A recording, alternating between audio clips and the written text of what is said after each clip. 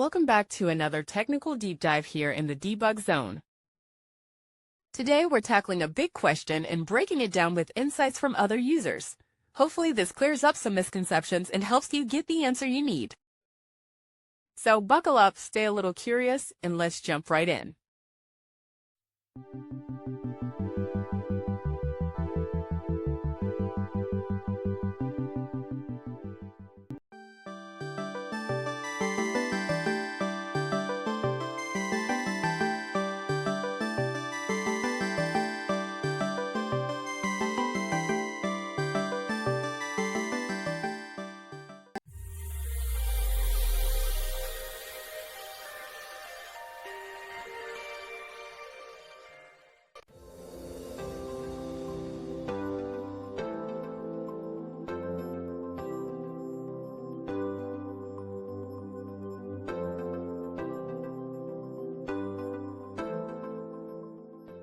And that's a wrap.